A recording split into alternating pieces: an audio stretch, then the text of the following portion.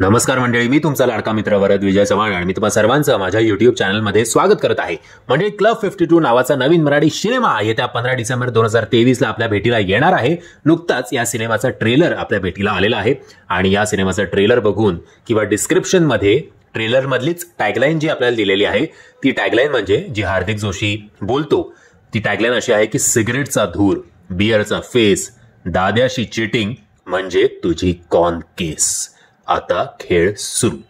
ही tagline ऐकून किंवा जेव्हा हार्दिकच्या मुखातून मी हे वाक्य ऐकलं तेव्हा मला साधारणपणे मिथुन चक्रवर्ती यांचा गुंडा हा सिनेमा आठवला की ज्याच्यात कविता, यमक याचा कशाला काही घेणं देणं नव्हतं, पण तरी सुद्धा आपण ते डायलॉग जे आहेत गुंडा या सिनेमातले ते एन्जॉय करत होतो. मेरा नाम है बुल्ला, रखता हूं खुल्ला. मैं गरीबों के लिए हीरो हूं और तुम जैसे लोगों के लिए विलन.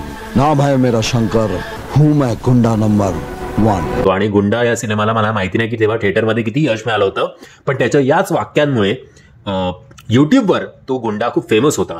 आणि मी आशा करतो की क्लब 52 सुद्धा त्याच्यासारखं नाही पण थिएटरमध्ये स्वतःचा डॉमिनन्स जो आहे तो प्रस्थापित करेल. सो आता येऊया ट्रेलरवर.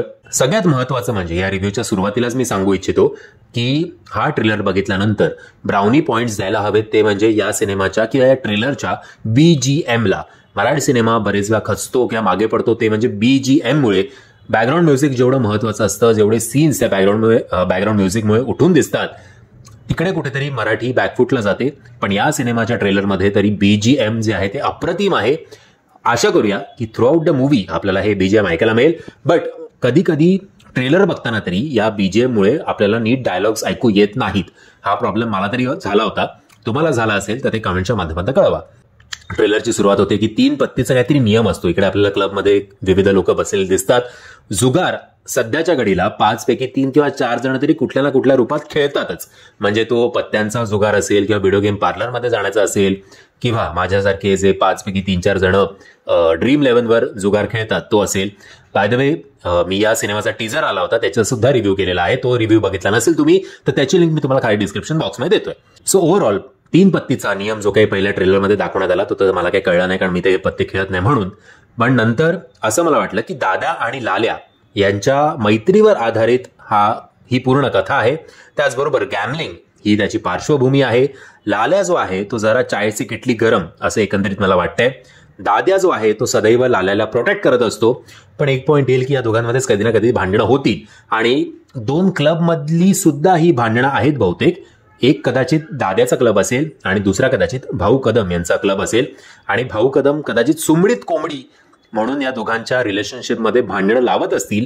कारण भाऊ कदम यांना कळत असेल की जोपर्यंत हे दोघं एकत्र आहेत तोपर्यंत आपला प्रतिस्पर्धी क्लब जो आहे तो एकदम यशस्वी ठरेल. आपल्याला बँक्रप्सी सुद्धा फेस करायला लागेल. पण जर आपण या दोघांना डिवाइड केलं तर आपला क्लब जो आहे तो मे बी सक्सेसफुल होईल. हा माझा अंदाज आहे बरं का. तो टोटली चुकीचा सुद्धा असू शकतो.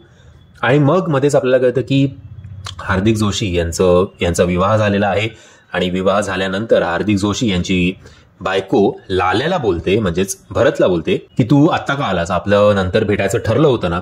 सो आता याच्यातनं 2 ॲझम्पशन काढता येतात. एक ॲझम्पशन म्हणजे लाल्या जे फालतुगिरी बाहेर करत असतो दाद्यापर्यंत या गोष्टी म्हणजेच हार्दिक जोशीपर्यंत या गोष्टी पोहोचू नयेत म्हणून ती त्याचं प्रोटेक्शन करत असते. कदाचित ते दोघं नातेवाईक सुद्धा असतील, भाऊ बहीण सुद्धा असतील, माहिती नाही.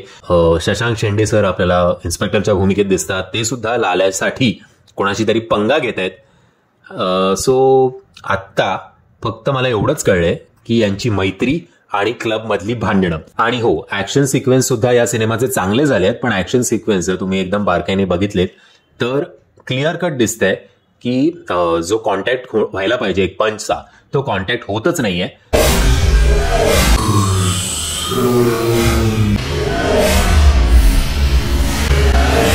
म्हणजे ही ऍक्टरची चूक नाहीये, हे सिनेमॅटोग्राफीची मतलब त्या अँगलची आणि ऍक्शन डिरेक्टरची चूक आहे. मी सुद्धा या चुकीतनं बरेच वेळा गेलेलो आहे. सो मला कळतं जर नॉर्मल ऑडियन्सला कदाचित त्या गोष्टी कळणारच नाही, इतका झॅप तुमच्या समोरनं जातील किंवा एडिट केल्यानंतर सुद्धा जेव्हा फायनल प्रोडक्ट तुमच्या समोर येईल तेव्हा तुम्हाला या गोष्टी खटकणार सुद्धा नाहीत. सो आशा करूया की ओव्हरऑल मराठीचा जो एक ट्रेंड आहे सध्याचा त्याच्यापेक्षा काहीतरी हटके सिनेमा नक्कीच या मेकर्सनी देण्याचा प्रयत्न केलाय आणि त्या प्रयत्नांना प्रेक्षक नक्कीच यश मिळवून देतील अशी आपण आशा करूया. जर तुम्ही हा ट्रेलर बघितला नसेल तर त्याची लिंक मी तुम्हाला खाली डिस्क्रिप्शन बॉक्समध्ये देतोय.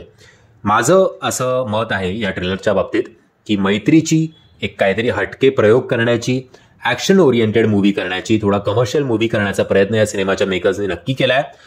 ओव्हरऑल ट्रेलरमध्ये सगळ्यात जास्त आवडलेली गोष्ट म्हणजे BGM. हे मी व्हिडिओच्या स्टार्टिंगला सुद्धा सांगितलं होतं. तुमचं मत काय आहे हे मला कमेंटच्या माध्यमातून कळवा.